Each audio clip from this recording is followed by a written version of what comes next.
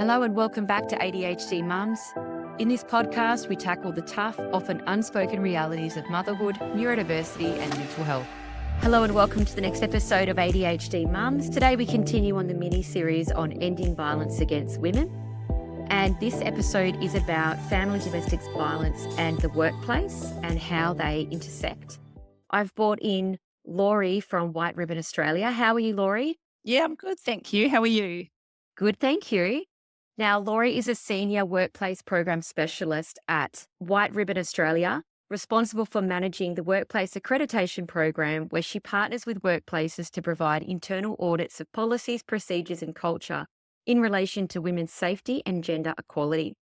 Laurie has worked with family and domestic violence in the sector for over 10 years, working directly with perpetrators through the facilitation of men's behavioural change programs, as well as victim survivors via counselling, case management services. She's also developed and delivered various programs in aid of reducing violence against women and children, including a bespoke fathering program for men who use violence and a support and healing program for women and children who have escaped violence.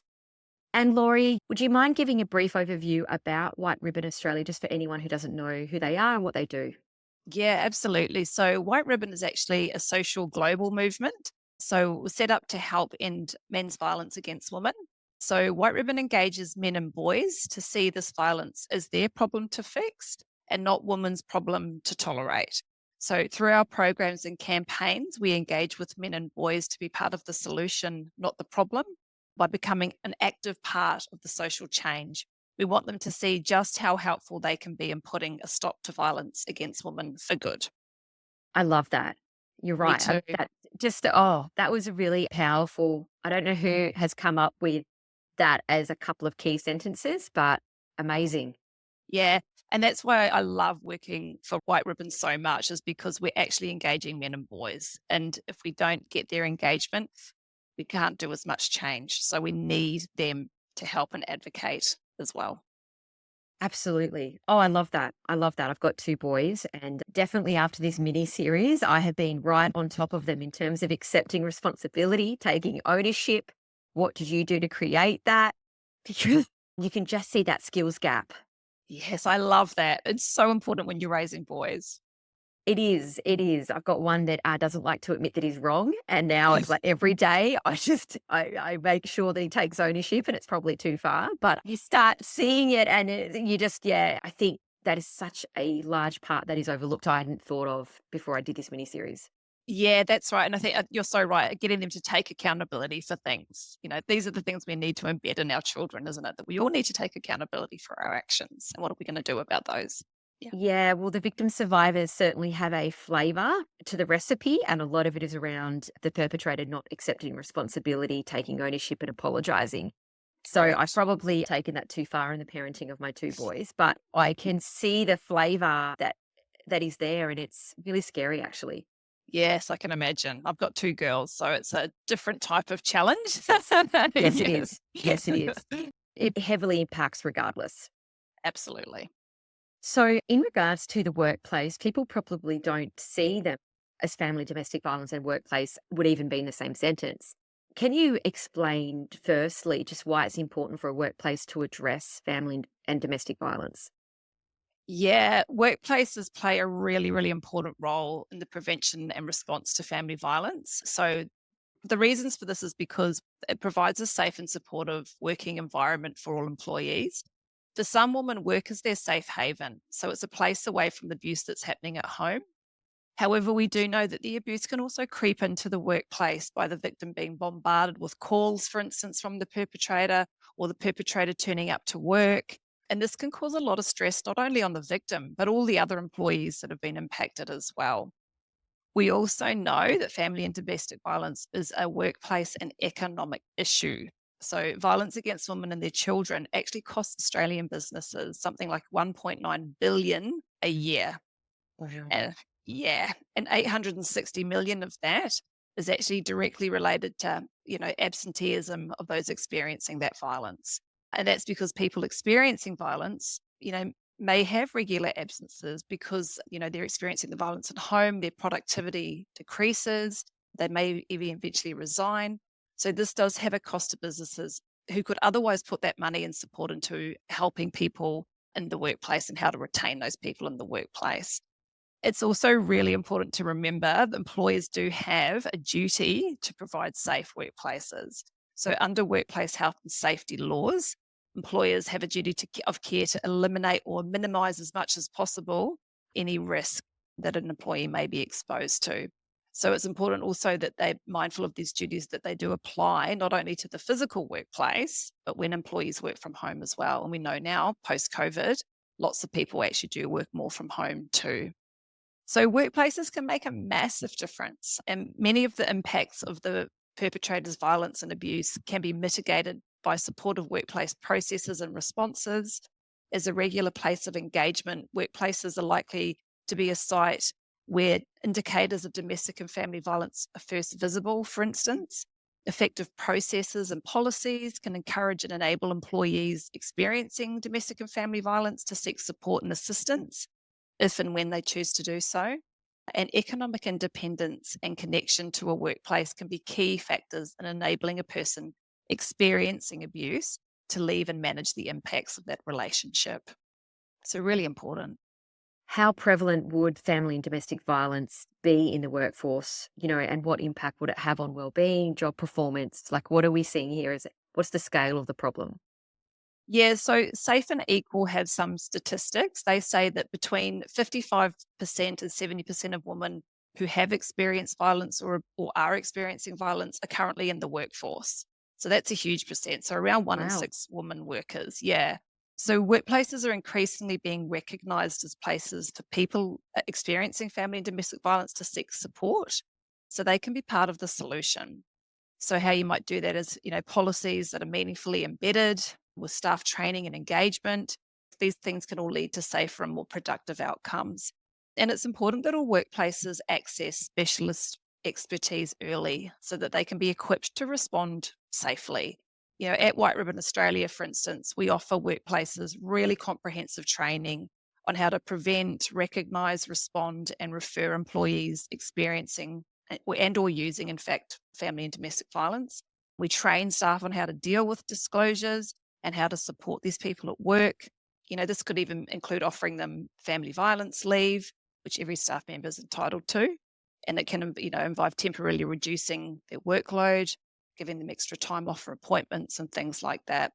We do know that a person's performance in the workplace can be greatly impacted if they're experiencing domestic violence. So, they might turn up late or leave early on a regular basis. They may have many sick days. Stress, depression, anxiety can cause them to be able to perform their duties, not as effectively as possibly before. But this can also put stress on other work colleagues who might be picking up the slack as well.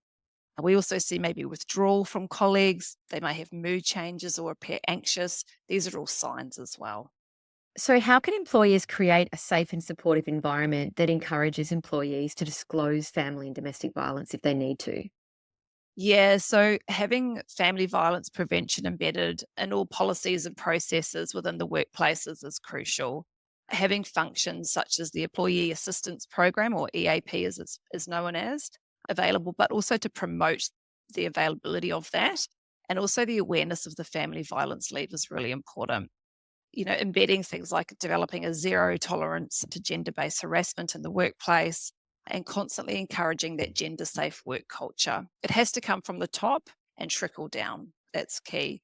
So it can be achieved by building diversity and inclusion in teams, workplace training, as I said, top down approaches such as gender equality or gender pay gap evaluation. We do know that violence against women is because of that gender inequality. So addressing that in the workplace is really important as well. At White Ribbon Australia, we do also offer a really comprehensive workplace accreditation program. So we work directly with organisations to ensure they're committed to creating this environment where women feel safe at work. And men feel empowered to speak up if something doesn't seem right as well. So we partner with workplaces to provide internal audits, for instance, of their policies and procedures in relation to women's safety and gender equality, as well as training people leaders on what to do if they do have these disclosures. So workplace practices reflect the organisation's ethos. So from discrimination and harassment to social media policies, staff code of conduct. Every structure put into place can help promote equality and reduce violence against women, which inevitably encourages an environment where women do feel safe to disclose should they choose to. Great, great. And that so needs to happen. So let's say somebody listens to this episode and decides to disclose at work. Yeah. What are the steps that a workplace need to take to respond appropriately? So the simplest model to abide by, I think, is the respect, respond, refer. So when you receive a disclosure, you respect the person's privacy and their position and what's happening to them. You respond by validating what you hear and what they want to do next. So put them at the forefront. What do they want to do? Then you can refer, and it can be referral to internal or external supports. So internal might include, HR or the legal department, if that's something that's in that organisation to discuss their rights. External to gain specialised support through a range of services. But it's really important that this is done at the pace of the person experiencing violence and never on their behalf. So you don't take it out of their hands and scoop them up and do things for them. Yes, that's right. Absolutely. You make sure that it's at their pace and that it's actually what they want to do. They might not be ready. As tempting as it is. Yeah. Yes. I was just kind of thinking if something was disclosed to me, I think I'd be tempted to rescue. But that's not always, going to be the most helpful. Yes. Yeah. And it's a very common thing we do as humans. We want to rescue others. That's our nature. But at their pace and how they want to do it is really important. A good point. So how should HR departments or a manager or, an owner of a small business handle the disclosure to make sure that the employee feels safe and supported both emotionally and practically? That's a hard thing, I would imagine, to do. It is, and that's why training is really, really crucial. If you're not trained in this, it would be quite hard, I think, to do it successfully, as much compassion as you might have. And there are techniques and skills that assist people with handling disclosures. Feeling confident in guiding a conversation is a simple way to skill up. You can contact organisations like us, for instance, to organise that internal training and to ensure those leaders and HR staff know exactly what to do if they're faced with a disclosure. There can also be a workplace safety plan. This is a workplace specific plan to be created for that person. So it can be, how can the organisation support that person within the workplace, for instance, offering them that leave, giving them time if they need extra time off, things like that.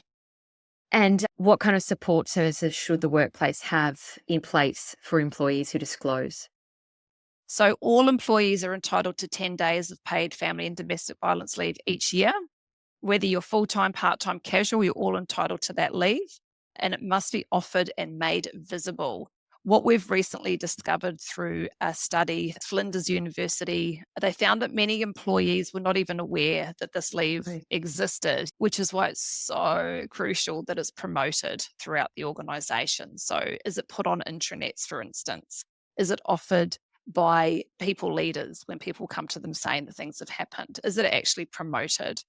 Because the study also showed that when it was being used, when it was being taken up, it was used really effectively to support women experiencing violence. They were using it for attending important meetings with support services, for instance.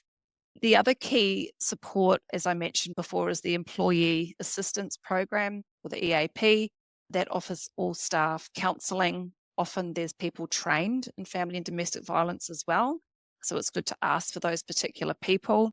And it's free, of course, because your organisation pays for a certain number of those. Also, keeping in mind vicarious trauma for those who have received disclosures and how to support those staff members as well. So I'd recommend including support service numbers on the company's intranet, even having posters around the workplace. I've seen in some workplaces, in bathrooms, for instance, they've got posters where they've listed, family and domestic violence support services. It's a discreet way to do it, for people who may or may not eventually disclose. It's really interesting that that's not advertised because I don't know, but I would imagine, I've owned a couple of different businesses and I've never advertised anything like that. However, they've been very small businesses too. But I think I would have an idea in my mind, we don't have that here. That's not applicable. Yeah. I feel like that's what I would be thinking. And definitely wouldn't be the case from the amount of prevalence that there is. Mhm. Do you think that maybe is a barrier with the workplaces, or what is it that they're not advertising it, do you think? Yeah, I think sometimes maybe leaders are not necessarily understanding 100% what it's used for. They might be thinking that it's more extreme cases, for instance, whereas it can be used for all sorts of coercive control, any sort of emotional abuse that they're experiencing, all sorts of reasons they can access that leave. And so sometimes I think it's a lack of understanding about what family violence actually encompasses and what that means. And I think people just probably haven't been properly trained in what it is, and they don't understand the policies.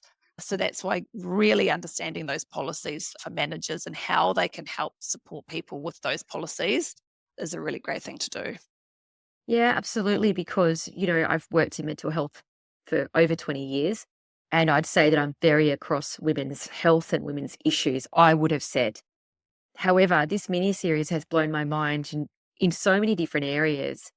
So I think that lack of awareness around what it is and how prevalent it really is would Yeah. be a real barrier in terms of workplaces, Hmm. because I don't think I've ever seen a workplace poster in any office I've ever been to. No, no, But not they at need all. to be there because, as you said, when the woman's like, okay, well, I need to go to the library and do some research, or I need to go to an appointment, I need to go to mediation, well, they can't take off time off work.